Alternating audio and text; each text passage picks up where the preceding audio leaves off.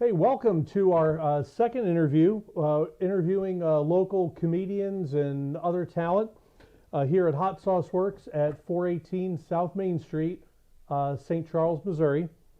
And this is Sam Catanzaro, and Sam Catanzaro asked to be the next interview here. So we're here talking to Sam Catanzaro. That big bearded bastard Anthony took the first spot, so now I'm runner up. Yeah, well, he did ask first. He did ask first. He's very good at that. So Sam, it's sitting here having a conversation with you before the interview. Turns out that we were previously acquainted with each other, and I forgot all about it, but you remembered. Yeah. So tell us a little bit about what you've been doing and what you're doing now. Okay. For work. Yeah. So I worked for Lazy Boy for 5 years, and I was a sales manager, and it was great. I got a lot of corporate experience, but that's just what it was. It was corporate, and I thought to myself, you know what? I just didn't care for the job anymore. I was like, this is just so mundane. I'm spending almost a little over 2 hours in the car every day. Yeah. And it was like, because it was in O'Fallon, and I was living in South City, and I was like, you know what? Like, and a friend of mine had just passed away, and my friend had just all this wasted talent, and I was thinking, you know what? I have all these dreams, I have all this stuff. I want to be my own boss. I want to start my own business, and ended up quitting. And we became affiliated with each other at Lazy Boy. You were a customer of mine, and yeah, I ended up quitting, and I went to work for another furniture company, and ended up just getting out of furniture altogether. And for the past year, I've been doing a little bit of this, a little bit of that, working all these odd jobs. But I freaking love it, man. It's amazing. I think all these big companies have something to offer. They do. I've worked for a number of big companies, and now I'm here. I'm doing hot sauce, and before this, and also during, I have another retail business, and there's those jobs. They teach you a lot of things. Yes. And then you're able, if you're lucky, those things translate into, oh, this is a skill I can move over here. Yeah, and you learn. Yeah, you're right. You learn a lot from them. But here's the thing: you're never really gonna get anywhere working in a corporation. You might climb the ladder, you might get up, but you're still working for them. And at the end of the day, you're going to be expendable. There's a lot of people in that company that are expendable. There's not that many people who aren't, and that's the whole thing. And that's what I've learned. And it's not just Lazy Boy. It's any corporation like that. And I feel like to really set out and really be your own boss, that's exactly what you have to do. You have to set out and be your own boss. So, yeah. General Charles de Gaulle said something once. He said, "The graveyards are full of indispensable men." Yes. And so that kind of goes to what you're saying. Yeah, Charles, he's a good guy. He knows what he's talking about. But absolutely. And I just didn't want to be that. I didn't want to be expendable. Right. I wanted to be something. I wanted to kind of make a name for myself. And here we are. And here we are. So yeah. So what we're going to do now is I think we're each going to try a hot sauce. All right. We're going to start with the mildest one on the list. I appreciate that. Yeah. We're going to work our way up. This is a sauce, we call it probation, and probation is it's very much a traditional Mexican red pepper sauce. Okay. And we really like this one. Is there anything like what do you usually put this on? This is eggs, breakfast burritos. Okay. This also it's almost like anything that you'd put Tabasco on, kind of. Oh, this is a lot better. Way better. All right. Salud. It's very much a traditional Mexican red pepper. On a scale of 1 to 10, this has got a heat of about a 4. Okay. So it's in the back of my throat. Mm-hmm. I would put this on like eggs or something like that. I'm not really a hot sauce guy on my eggs, but if I would, I'd put that. That's a good one. And we're doing this commando too. There's no water. Right. So I might tap out here soon. If you do, we can all make fun of you later. So. So you said your go-to sauce is, when you use hot sauce, what is it that you like to use mostly? I mean, I'm not one of those not like a hot sauce connoisseur, you know, like it's the same thing with beer. Like I know a bunch of like craft beer people like, no, I like that, and they just get on their, you know, high horse about it. Me, I'm like, no, if it's good, it's good. Give it to me, I'll try it, Fair all that enough. type of stuff. But anytime I got this tradition, if I have like bad allergies or something, and I'm like all stopped up, you know, like this side works, but this side doesn't, I go to Buffalo Wild Wings. And I'll get the hot sauce. It's like a little bit up from Blazin'. Like on like Blazin's, like I think they're hottest. And then like a habanero, I don't know, like, but then there's hot. You go near the top. I'll go, yeah, getting them. exactly. Okay. And I mean, I'm just like, I tell the waitress, I'm like, I'm gonna need a refill on water every couple minutes. Yeah. And I need a bunch of napkins, and I'm just going to town, and I mean, it clears me. It's like better than Vicks Vapor Rub for me. And I'm blowing into the napkin. I'm good after that for like 8 hours.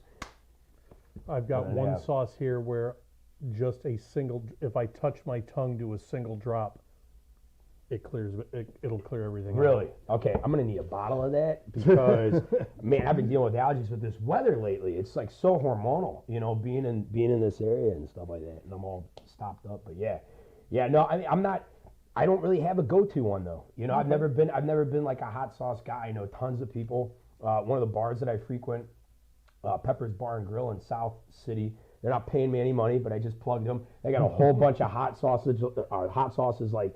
The owner collects them and all that type of stuff. So, but yeah. All right. Yeah.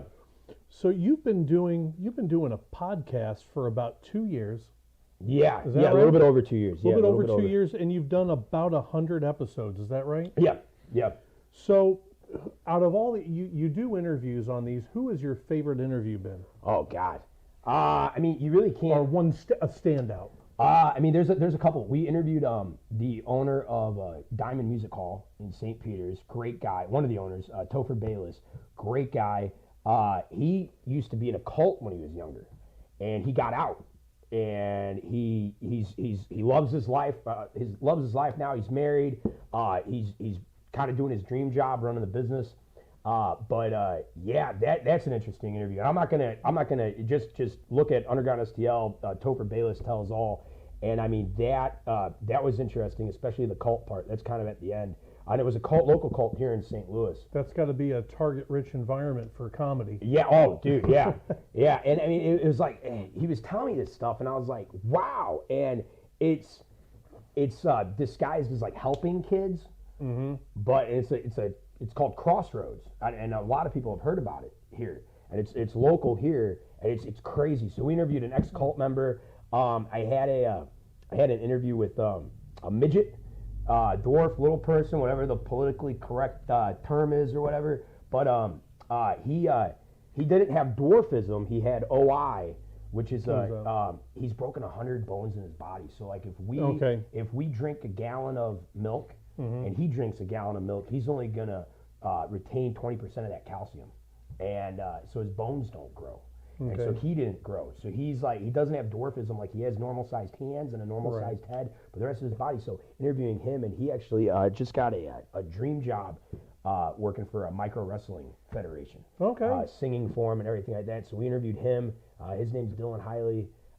And then, but there's been a couple. We've had a lot of political interviews. Anthony Rogers, who did your last episode, he's one of our top-rated episodes as far as like views and downloads go. Other comedians, artists, and yeah, I mean, it's so hard because we're so diverse in who we interview. It's so hard to pick a favorite, but but there's a lot of standouts. So yeah. We're going to go to the next sauce. Let's go to the next sauce. All right, here is your spoon. Thank you. Next sauce here is called the Surfin' Dead, and this is a Caribbean cayenne. Okay. This is also a milder sauce on the 1 to 10 scale. This is about a 4. Okay. It's a little sweeter than what you just had, and this is excellent on. This already looks sweeter. This looks is. like something like. You ever been to Cyberg's? You have that Cyberg sauce or whatever. Not terribly hot. No. A little sweet. Put this on something like pot stickers, or like I use this in place of cocktail sauce and shrimp cocktail. Gotcha. Yeah, I would definitely put that on seafood more. than No. than anything. What is this? Yeah, Surf and Dead, surf and dead. which would surf and food, You know, seafood. I've never been to a beach. I've never been to an ocean. The closest I've Really? I've never been to an ocean. The closest I've ever been to a beach, we went up to see my mom's family in New York, Lake Ontario, and we went to the beach there, but it's a lake beach. I mean, it just smelled, like it's not fun to hang out at. It was just dead catfish on the shore. Exactly, but I've never been to an ocean. So I've never seen an ocean. So Well, they just lifted the travel mask mandate for the airlines, and that just happened today or yesterday, and so now's the time to get on buy your ticket and say, okay, I'm going to see an ocean. There you go. Let's see it. Yeah. Right, and I watched one of your podcast episodes. You like to cook. I do when I get the chance to. Okay. Yeah, absolutely. Is there something that you like to cook in particular? Something that you really enjoy? Oh yeah, I like doing stuffed meatballs. Stuffed meat with the little mozzarella. And absolutely, and all that kind of stuff. I'll do sometimes I'll do veal in the meatballs and all that type of stuff. But I like that because that's something that it's like a surprise, and everybody thinks like, oh, this is so. How did you do this? And it's really not that hard. So Push a piece of cheese in there. So I look like Nick Stellino. You know what I'm saying? After I'm done doing it. But pastas. I love pastas. Everything like that. So, but my mother. I love steak. I mean, it's all a bunch of stuff. But my mom, I'm an only child, so my mom didn't have a daughter. The little prince. Exactly. So anything that she would have taught her daughter, she taught me. And that was the whole thing. And but she was like, "You're going to cook," and I can't tell you how many women I have met that don't know how to cook, and I'm like, and they think it's such a turn on that I know how to start a freaking oven, and it's like, it's one of those things. It's like, come on, ladies, this is supposed to be like, this has been your field for years. We're taking it over. Yeah, it's one of those things. But I love to cook when I get the chance, and it's great. And you like to, I follow a lot of people on YouTube. I let my mom use my YouTube, so like all of a sudden I'll like put it on. All my subscriptions are all just this Lydia Bastianich, Giada De Laurentiis or whatever, and it's like and like my whole feed is just this, that, blah blah blah. But yeah, no, it's great. I like to. It's not that I like to cook. I love to eat. Yeah, and that's why I cook, and that's kind of what brought me to food. And I think that's anybody though, really. I mean, I've never really cooked anything that I don't want to eat myself. You know what I'm saying? But then also like I haven't been like a professional, all that type of stuff. But yeah, absolutely. So the meatballs, the stuffed meatballs. Stuffed meatballs. So you've got a few sponsors for your podcast. You want to plug one? Yeah, Ray's Bar on Morgan Ford. They were talking about sponsoring. We're in talks with them right now. Is that closer to Arsenal or closer to? It's on Gravois and Morgan Ford. It's right across from the mill. And Ray's Bar back in the day. This was before our buddy owned it. Shout out to Demo, the owner of Ray's. Had like a bad reputation. And it's not like that anymore. Ray's is great. Demo's great, very, very friendly. They got like an espresso machine there, something like that. Okay. But they constantly book us for shows. We're probably going to do a show here soon at Ray's. But Sean Brennan, who's a comedian, he's one of the co-hosts on Underground STL, the podcast. He's worked there for years, and Demo is like a second father to him, and this and that. He supports the comedy scene and all of us. So yeah. We missed you down in Jackson. We actually bought tickets for that show. You missed a great show. I was thinking about you. I was like, we wanted to be there. I was like, Robert missed it. Like it was such a good show. We did Stooges in Jackson, Missouri. It was right outside Cape, and the owner Rod was phenomenal. He booked us, and I mean it was possibly one of the greatest shows that we've ever done as far as like crowd interaction, and everybody was there, and and lively and this and that. We had a great sound system, and it was great, and it probably one of the best shows that we've done outside of St. Louis area. My wife, her late husband knew him, Rod, and then my wife worked with his wife. Okay. My wife spent her whole adult life down there in Jackson, so He's a great guy. We came in. He's funny. The second we walked through the door, he's got this big white beard, and he goes, "Hey, you motherfucker!" I'm not gonna say it because you got to edit, but he was just like, just started going and he was ripping on us as soon as we walked in. He was like, "Oh, it's comedy night." And no one's feelings are off limits. Like everybody's feelings getting hurt. So he really understood what we were trying to do because our group is called the Renegades of Comedy. Right. And so it's like we're not politically correct at all. But he understood that, and the crowd understood that, and it was a great show. I've watched him interact with his customers like the week before. The man's funny. Oh, he definitely. He's got a lot of funny bones. If he didn't own a bar, he'd be a comedian. He'd be touring right now. He'd probably be good at it. Oh yeah, absolutely. Next sauce is another called the Hired Gun. Now this is a little bit warmer. On a scale of 1 to 10, this is about a 6. It's a green ghost pepper sauce. People hear ghost pepper and they think, "Oh, that's hot," but this is not really. It's incredibly flavorful. I think it's the name. I think it's the name ghost pepper. There's something about it. Well, for a long time, ghost pepper was the hottest sauce in the world, and really, yeah, for a long time, the ghost history lesson here. The ghost was it, and then came the scorpion. Salute. Oh, it's kind of bright. There's almost a citrusy quality to it. I was gonna say, yeah. And then there's the heat. That's not bad. No, that's not that bad. No, not at all. The heat's definitely an after taste to it. But that's good. That's good. Now, what would you recommend putting that on? That is chicken and pork for me. Chicken and pork, yeah. That's chicken and pork for me, but it's also one of those you can put on whatever you like. But for me, it's chicken and pork. Okay, so funny story about ghost pepper. One night I got ghost pepper in my eye.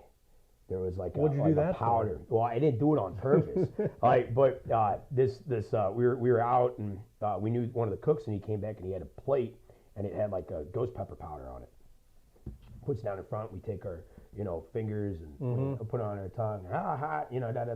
Well, my dumb ass accidentally hit it, and it kind of went over the table. We wiped it up, but there was still residue on the table. And I'm on this date, and I touched it, and I didn't know that I touched it. And I went to go like that with my eye, and the next thing you know, like I'm talking to her, and I start blinking at her, and it starts getting worse and worse and worse. I'm like, God! I go back behind the bar and I grab a shot glass and I fill it with water and I, just do that to my eye. It does no good. It does no good. I think that made it worse. And then she got it on her hand, like she was giving me trouble, and we did the same thing. So like we're both going home and holding our eye patches. It was hilarious. But yeah. So did that relationship go anywhere? No, still single. So, I was listening to one of your podcasts, and it says you're very interested in history. Yes. And you also do a lot of reading, and you do some writing. So, are you reading and writing about historical figures, or are you doing a variety of things? Yeah, I try, and a lot of my writing, like one writing, I've been getting a lot like really deep into Catholicism, and stuff like that, and like just the history, and it's just beautiful, and like something that I'm working on here and there. I'm really taking from like Dante. And I'm taking from like biblical stories and like adapting characters' names off of that, and then having like similar backgrounds of certain saints and certain this and certain that, and like T.S. Eliot says, a good writer borrows, a great writer steals. So I've only written for me, like it's to kind of like get like the thoughts in my head out. But no, I love history, and I actually have a degree in history from UMSL. I'm not doing anything with it. It's a really expensive piece of paper. That's all I really got. Most people are going to be teachers with their history degree. Yeah. So, but yeah, no, I love it, and I think that, like, from what I know of history, and then what I found out after college, because there's a lot of stuff that college kind of says you're being enlightened right now. You're learning. No. You're learning what they want you to learn. Right. You're learning what they're teaching you. You're not learning everything. So I learned a lot after college. And the amount of people that just don't know basic history, like why this is or why that is, blows my mind.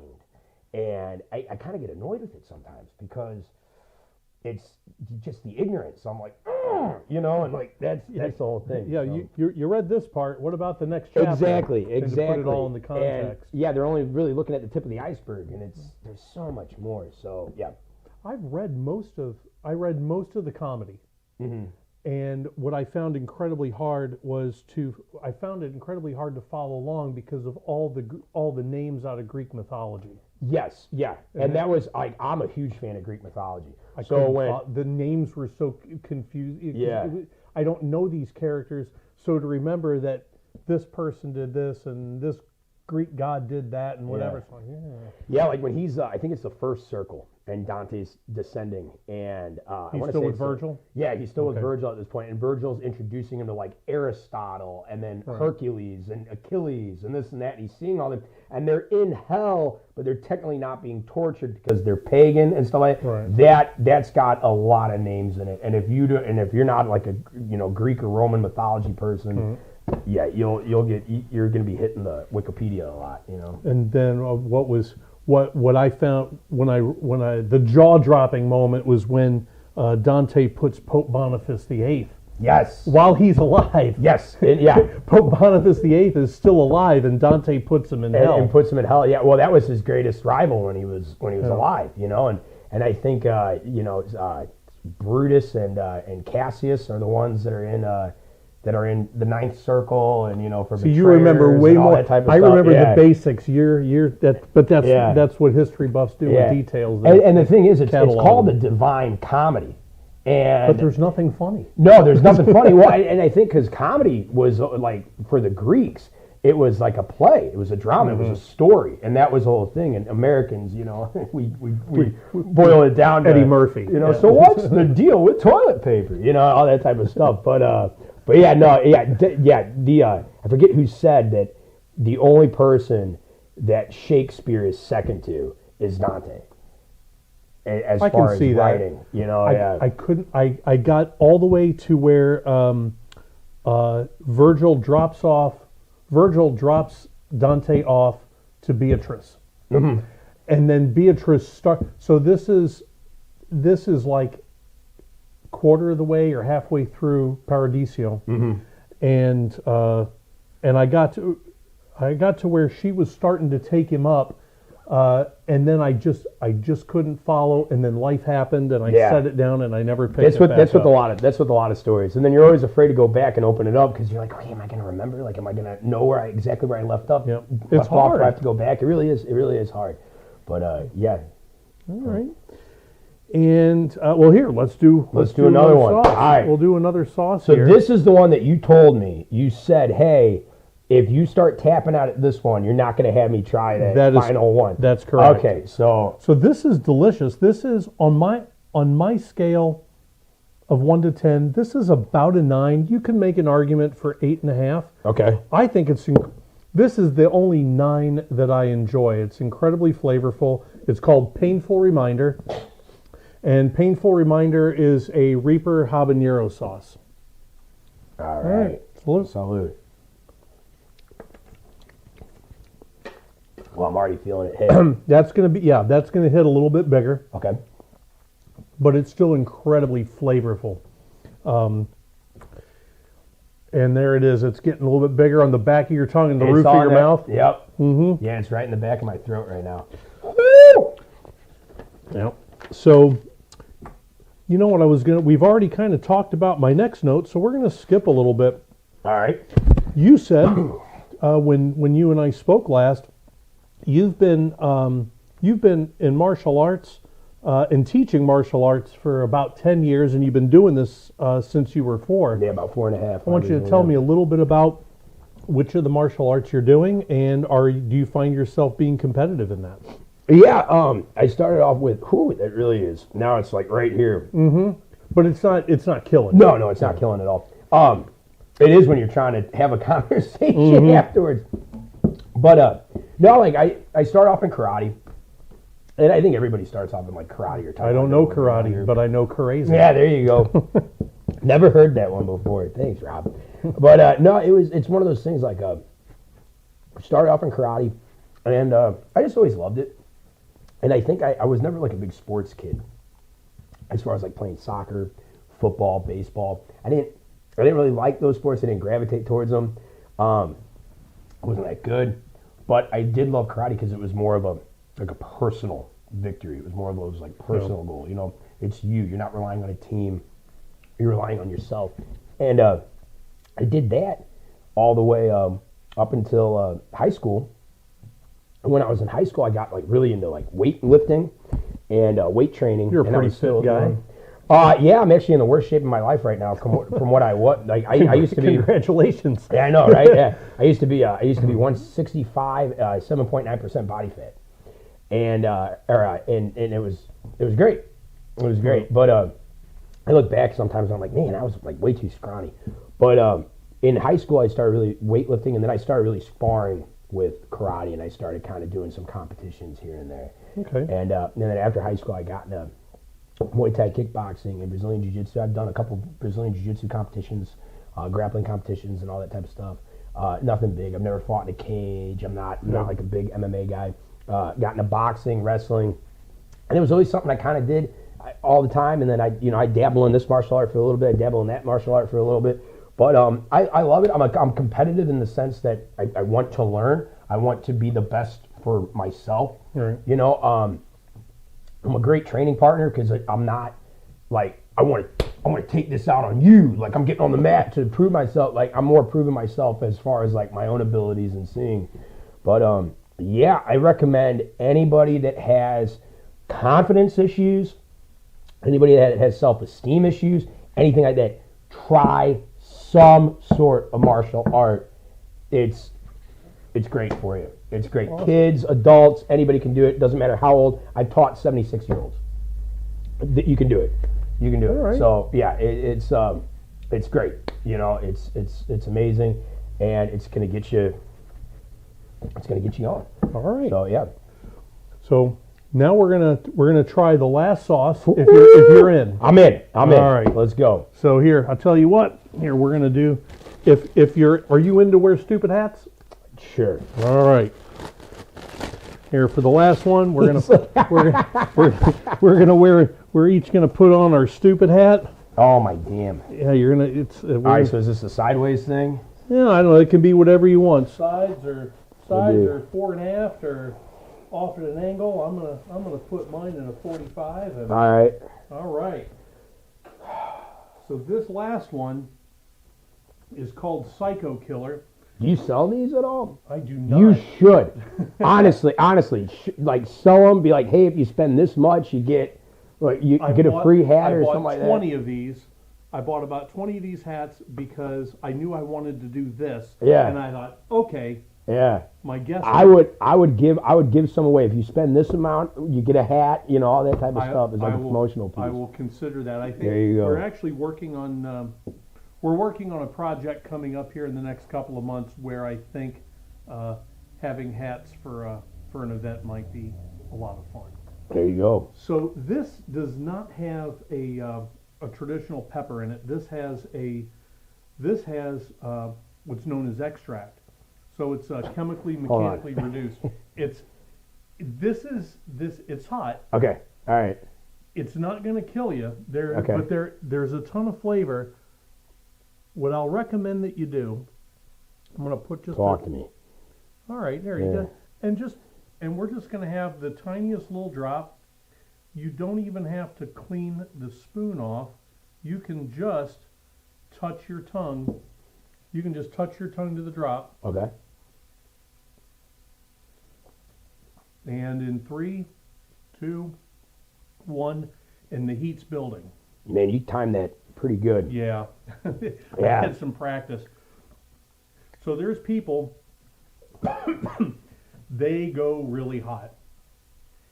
And this is not too hot for some people. It's not too hot for me to put in food. Oh, good for you. I'm gonna stop with the touching. That spoon is cleared, right? That spoon is cleared. It's not. It's not a sauce that I personally want to put on food, but I can put it in food like a pot of chili. Gotcha. Now what ranking is this? I call that's a 10. This is a 10, and this is Psycho Killer. Psycho Killer. And then Some of these names, pluses. Man. Well, this lineup here, there's 3 more sauces in this lineup. Actually, 5 more. There's 2 wing sauces and 2 more, or 3 more hot sauces. And these are all named after punk rock songs. Gotcha. Okay, So that makes sense. That makes sense. That's the whole thing. Woo! And I'm going to ask you for for the last question here. What are some of your recent wins that we can celebrate? What's going on that you're like really proud of that you want everybody to know about? Well, one of them is I just got through all those. I didn't wimp out, so that's probably my most recent win right there. Even though my tongue is just numb. Yeah, you clean the spoon off. Yeah, absolutely. Recent wins. The podcast is going really well. I mean, I think I have found a good group of guys, and that's the whole thing. Like the Renegades of Comedy. And they all do the podcast as well. And we kind of go and do other shows and this and that. We help each other out, but it's a great group of guys. Anthony Rogers, Sean Brennan, Bradley Cobb that I've been working with, and we just have each other's back. And especially like in the local comedy scene, there's a lot of cliques, and there's a lot of gatekeepers. And we were kind of just a bunch of guys like, hey, we just want to have fun. We're not trying to make any enemies. We're not trying to piss anybody off. Right. And, I mean, and I think a lot of people hate it because we're not going by the regular format as far as like going to the Funny Bone or going to Helium or doing this or doing that, doing, the Improv Shop, like all these places that have people, all the time. And that's the avenue. That's the path you're supposed to take. We're not doing that. And we're booking shows left and right, and we're getting paid. You know what I'm saying? And there's a lot of people, and it's like I've only been doing this for a little under a year, comedy wise. I've been doing the podcast for years, and have had comedians on and telling jokes, and I'll do sketch comedy here and there. But as far as stand up goes, a little less than a year, and it's great that I'm getting paid to tell stupid jokes.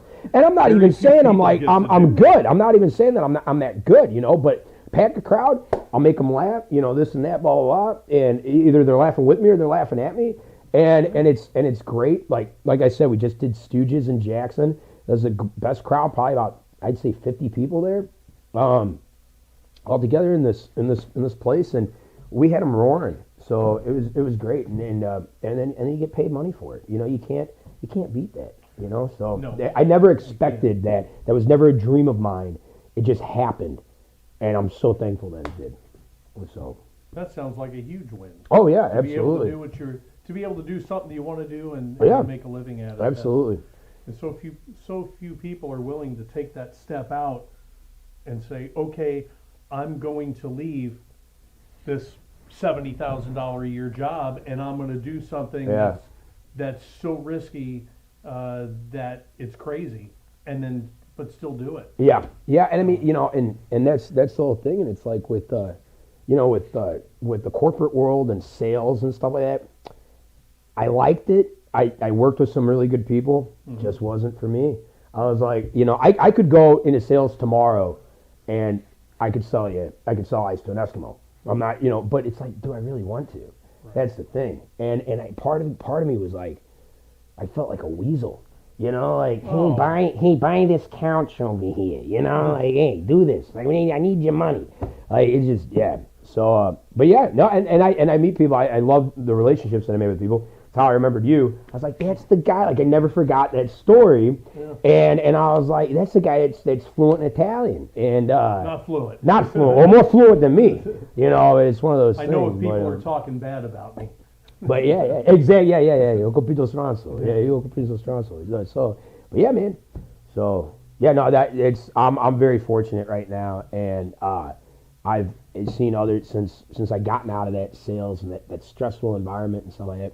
Other aspects of my life have started to kind of fall into place and this and that, blah blah blah. It's really good. Awesome. Yep. Well, Sam, thanks so much for coming. Thank you. Being our second guest on our on our interview circuit here, and we appreciate you coming out, and I hope you had as good a time as we did, and we'll look forward to you coming back if you want to. Absolutely. Can I keep this, or do you need this back? No, Nice, nice, once nice. it's on your Thank head, you. It's all yours. And Hot Works, right? Hot Sauce Works. Hot Sauce Works. Come out to Hot Sauce Works on St. Charles Main Street. All right. It's phenomenal. Had a blast. Thanks, Sam. No problem. Thank you.